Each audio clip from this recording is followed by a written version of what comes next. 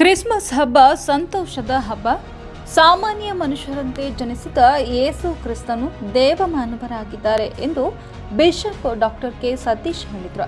ಚಳ್ಳಕೆರೆ ನಗರದ ಅಂತ್ಯಕಾಲ ಪ್ರಾರ್ಥನಾ ಮಂದಿರದಲ್ಲಿ ನಡೆದ ಕ್ರಿಸ್ಮಸ್ ಹಬ್ಬದ ಆಚರಣೆಯಲ್ಲಿ ಮಾತನಾಡಿದ ಅವರು, ಯೇಸು ಕ್ರಿಸ್ತನು ಬಡ ಕುಟುಂಬದಲ್ಲಿ ಜನಿಸಿ ಈ ಲೋಕದಲ್ಲಿ ಅನೇಕ ಕಷ್ಟ ತೊಂದರೆಗಳನ್ನು ಅನುಭವಿಸಿದ್ರು, ಜನರ ಉದ್ಧಾರಕ್ಕಾಗಿ ಶ್ರಮಿಸಿದ್ರು ಎಂದು ತಿಳಿಸಿದರು.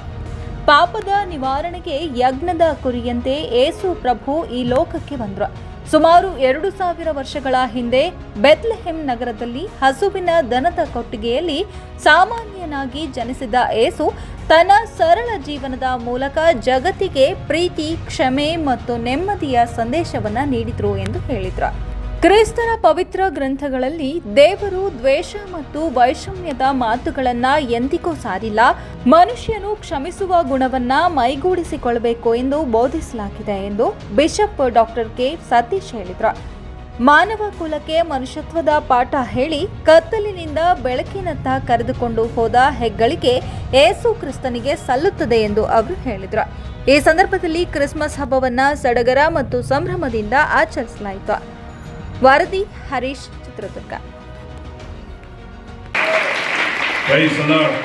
ಯೇಸುವೆ ಈ ಕ್ರಿಸ್ಮಸ್ಗೆ ಕಾರಣಕರ್ತನಾಗಿದ್ದಾನೆ. ಯೇಸುವೆ ಕಾರಣನಾಗಿ ಕಾಣಲ್ಪಡೋನಾಗಿದ್ದಾನೆ. ಅದಕ್ಕಾಗಿ ಈ ಒಂದು ಇಡೀ ಪ್ರಪಂಚದ ಎಲ್ಲ ಭಾಗಗಳಲ್ಲಿ ಯೇಸು ಕ್ರಿಸ್ತನ ಜನನವನ್ನ ಆಚರಿಸುತ್ತಿರುವುದನ್ನು ನಾವು ನೋಡುವಂತವರಾಗಿದ್ದೇವೆ. ಆದರೆ ಇದು ಯೇಸು ಕ್ರಿಸ್ತನ ಒಂದು ಜನನ ಮಾತ್ರವೇ ಆಗಿರದೆ ಇದೊಂದು ಹಬ್ಬವಾಗಿ ಇರದಂತೆ ಇದೊಂದು ನೋಡಬೇಕಾದರೆ ಇದೊಂದು ನಮಗೆ ಸಂತೋಷದ ಒಂದು ದಿನವಾಗಿ ಕಾಣಲ್ಪಡುತ್ತದೆ. ಹಬ್ಬ ಎಂಬುದಾಗಿ ನೋಡಬೇಕಾದರೆ ಹೊಸ ಬಟ್ಟೆ ಹಾಕುವುದು ಮತ್ತು ಹಬ್ಬ ಎಂದು ನೋಡಬೇಕಾದರೆ ಅದರಲ್ಲಿ ಊಟ ಮಾಡುವುದು ಈ ರೀತಿಯಾಗಿರುವಂತದ್ದಾಗಿದೆ. ಆದರೆ ಕ್ರಿಸ್ಮಸ್ ಹೊಸ ಬಟ್ಟೆ ಹಾಕುವುದು ಮಾತ್ರವಲ್ಲ, ಬರೀ ಊಟವನ್ನ ಮಾಡುವುದು ಮಾತ್ರವಲ್ಲ.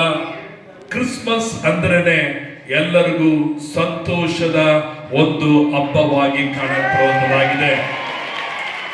ಈ ಲೋಕದಲ್ಲಿ ಅನೇಕ ಹಬ್ಬಗಳು ಉಂಟು, ಹಬ್ಬಗಳನ್ನ ಆಚರಿಸುವವರು ಉಂಟು. ಆದರೆ ಈ ಒಂದು ಕ್ರಿಸ್ಮಸ್ ಇದೊಂದು ಹಬ್ಬ ಮಾತ್ರವೇ ಅಲ್ಲದೆ ಇದು ನಮ್ಮೆಲ್ಲರಿಗೂ ಸಂತೋಷವನ್ನ ಕೊಟ್ಟಂತ ಒಂದು ದಿನವಾಗಿ ಕಾಣಲ್ಪಡುತ್ತದೆ. ಆದುದರಿಂದ ಈ ಒಂದು ಕ್ರಿಸ್ಮಸ್ ಅಲ್ಲಿ ದೇವರ ಪ್ರೀತಿ ಎಷ್ಟು ನಮ್ಮ ಮೇಲೆ ಅಪಾರವಾಗಿದೆ ಎಂಬುದನ್ನ ನಾವು ನೋಡಲಿಕ್ಕೆ ಸಾಧ್ಯವಾಗುತ್ತದೆ. ಪ್ರಿಯ ದೇವಜನರೇ, ಕ್ರಿಸ್ಮಸ್ ಅದರ ಅರ್ಥ, ಕ್ರಿಸ್ತ ಅಂದ್ರೆ ಕ್ರಿಸ್ತನು, ಯೇಸು ಎಂಬುದಾಗಿ, ಮಾಸ್ ಎಂಬುದಾಗಿ ನೋಡಬೇಕಾದರೆ ಆರಾಧನೆ, ಕ್ರಿಸ್ತನಿಗೆ ಆರಾಧನೆ ಎಂಬುದಾಗಿ ನಾವು ನೋಡುತ್ತೇವೆ. ಎಲ್ಲರೂ ಗಮನಿಟ್ಟು ನಾವು ಕೇಳೋಣವಾ? ಆತನು ದೇವ ಸ್ವರೂಪನಾಗಿದ್ದರೂ ದೇವರಿಗೆ ಸರಿಸಮಾನಾಗಿರುವುದೆಂಬ ಅಮೂಲ್ಯ ಪದವಿಯನ್ನು ಬಿಡಲೊಲ್ಲೆನು ಎಂದೆಣಿಸದೆ ತನ್ನನ್ನು ಬರಿದು ಮಾಡಿಕೊಂಡು ದಾಸನ ರೂಪವನ್ನು ಧರಿಸಿಕೊಂಡು ಮನುಷ್ಯರಿಗೆ ಸದೃಶನಾದನು. ಇಲ್ಲಿ ಯೇಸು ಕ್ರಿಸ್ತನನ್ನು ನೋಡಬೇಕಾದ್ರೆ ಯೇಸು ದೇವರ ಸ್ವರೂಪನಾಗಿದ್ದ, ಆತನೇ ಆದಿಯು ಅಂತ್ಯವಾಗಿದ್ದನು, ಆತನೇ ಸೂರ್ಯ ಚಂದ್ರ ನಕ್ಷತ್ರಗಳ ಮನುಷ್ಯರನ್ನ ಭೂಮಿಯನ್ನ ಸೃಷ್ಟಿ ಮಾಡಿದವನು, ದೇವರಿಗೆ ಸಮಾನನಾದವನು. ಆತನು ಆ ಪದವಿಯನ್ನ, ಸ್ವರ್ಗವನ್ನ, ಪರಲೋಕವನ್ನ ನಾನು ಬಿಡಲ್ಲ, ನಾನು ಭೂಮಿಗೆ ಹೋಗಲ್ಲ ಎಂಬುದು ಹೇಳಿಕೊಡದಂತೆ ಯೇಸು ಈ ಲೋಕಕ್ಕೆ ಬರುವಾಗ ತನ್ನನ್ನು ಬರಿದು ಮಾಡಿಕೊಂಡು ಒಬ್ಬ ದಾಸನ ಹಾಗೆ, ಒಬ್ಬ ಕೆಲಸಗಾರನಾಗೆ ರೂಪವನ್ನು ತೆಗೆದುಕೊಂಡು ಆತನು ಮನುಷ್ಯರಿಗೆ ಮನುಷ್ಯರಾಗಿ ಆತನು ಬರಬೇಕಾಗಿತ್ತು. ಹುಟ್ಟಿದಂತ ವೇಳೆಯಲ್ಲಿ ಆತನು ಜೋಯಿಸರು ಮೂಡನ ದೇಶದಿಂದ ಆತನನ್ನ ಆರಾಧನೆ ಮಾಡಲಿಕ್ಕೆ ಬಂದು ಆತನಿಗೆ ಅಡ್ಡ ಬಿದ್ದು ಆತನನ್ನ ನಮಸ್ಕರಿಸಿದರು. ದೇವರ ವಾಕ್ಯದಲ್ಲಿ ನಾವು ನೋಡುವಂತ ಸಮಯದಲ್ಲಿ, ದೇವರ ವಚನದಲ್ಲಿ ಹೀಗೆಂದು ನಾವು ನೋಡುತ್ತೇವೆ, ದೇವರು ಈ ಲೋಕದ ಮೇಲೆ ಎಷ್ಟೋ ಪ್ರೀತಿಯನ್ನಿಟ್ಟು ತನ್ನ ಒಬ್ಬನೇ ಮಗನನ್ನ ಕೊಟ್ಟನು ಎಂಬುದಾಗಿ.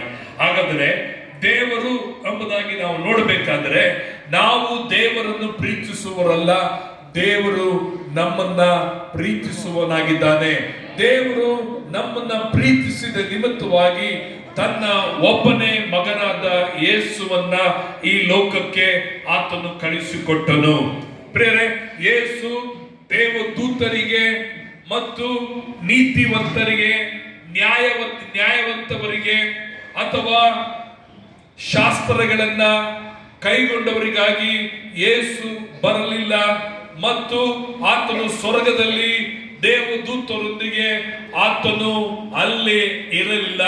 ಆತನು ನಮ್ಮನ್ನು ಪ್ರೀತಿಸಿದ ನಿಮಿತ್ತವಾಗಿ ಈ ಲೋಕಕ್ಕೆ ತಂದೆಯಾದ ದೇವರು ತನ್ನ ಮಗನಾದ ಯೇಸುವನ್ನ ಆತನು ಕಳಿಸಿಕೊಟ್ಟನು.